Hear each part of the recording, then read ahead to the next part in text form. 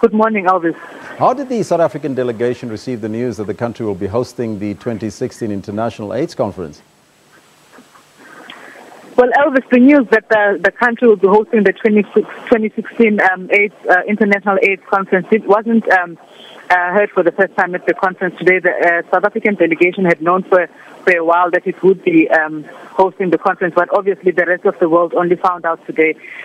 It was big news for the country because it gave us, South Africa, a chance to look back, and the world to look back at the 2000 conference. You remember that conference where Gosi Johnson addressed the delegates that were there. Even former President Nelson Mandela, they addressed the delegates there. So some of the discussions that came out of today's discussion after the announcement were to look back at where the AIDS community comes from in terms of fighting HIV and AIDS. They looked at where South Africa was at the time. They looked at that time, the country was still in the AIDS denialism era. But now we have so many people on HIV treatment. Yes, the country has a lot of people who are HIV positive, 6.4 million people. But the new president of the International AIDS Society was saying the conference is coming to South Africa because South Africa has done very well in terms of trying to respond to the AIDS epidemic. We have the largest ARV rollout in the world. So other countries need to learn from South Africa. But they also pointed out the challenges that still exist, that so many people who are HIV positive, who need to be on HIV treatment, they're still waiting to be rolled in onto the HIV/AIDS program. So 2016, they're looking forward to hearing the latest research in terms of trying to find the cure. Trying to find the cure was one of the main issues that were discussed at the conference. But some of the other key issues that were discussed here at the conference were the inclusion of all what they call key populations.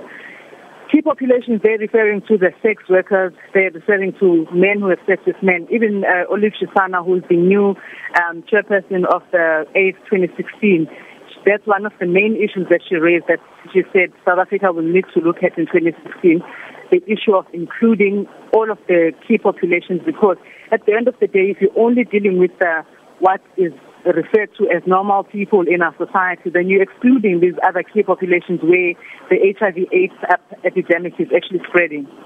Now, there was a video message by Deputy President Cyril Ramaphosa that was played at the end of the AIDS 2014 conference in Melbourne. What was Ramaphosa's key message there? Okay, the message by Deputy President Cyril Ramaphosa was basically to welcome the delegates. He was saying he looks forward to welcoming the delegates in South Africa in 2016. He looks forward to sharing some of the best practices that the country has had up until now. He was saying in 2000 he would never have guessed, he would never have imagined that on this day today he'll be talking about how many people are on treatment, how much of the work has been done in terms of dealing with HIV and AIDS. So he was saying this is what they're looking forward to in 2016. They're looking forward to welcoming all of the delegates. And he actually hopes that, 2016 will be a historic conference where an HIV/AIDS cure will actually be found. So basically, it's just a welcome message to say we look forward to having you in South Africa in 2016. Now, Tabila, South Africa also announced the results of a study on male circumcision that was conducted in Orange Farm, south of Johannesburg. Take us through some of those findings. Well, Elvis, you remember that in 2002, a study was conducted in Orange Farm that looked at the impact of circumcision on men in terms of HIV infection. The results of that study revealed that if you are circumcised, it reduces the chances of HIV infection by 60%. But that study didn't actually look at the impact circumcision has on a female sexual partner.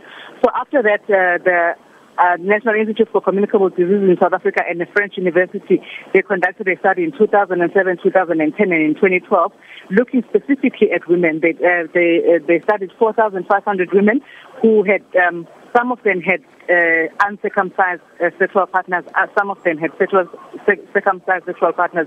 And the results of that study revealed that those women who only had sexual intercourse with men who are circumcised, only circumcised men, the rate of infection was low. It was at 18%. But those who had sexual intercourse with men who are uncircumcised, their chances of getting HIV or of being infected with HIV were as high as 30%. So it was twice as high if you are engaging in sexual intercourse with someone who's not circumcised. So it was for them. It was a major finding because it also supports what the WHO and UNAIDS says, that circumcision should be included in all of the HIV prevention strategies, but not on its own. Circumcision on its own does not completely free you of HIV infection. It should be part of the SABC that South Africa promotes, the abstinence, the being faithful and to condomize at all times. But we tried to get reaction from other groups on the news of the circumcision study.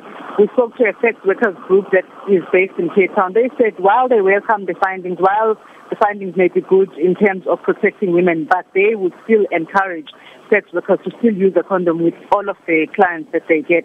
So that's basically the message, to say, listen, on its own, yes, it may be effective according to science, but practically you still need to include it with other HIV prevention strategies. Tabila, thank you so much for that report. That was Tabila Mapanga, a reporter in Melbourne, Australia at the AIDS conference.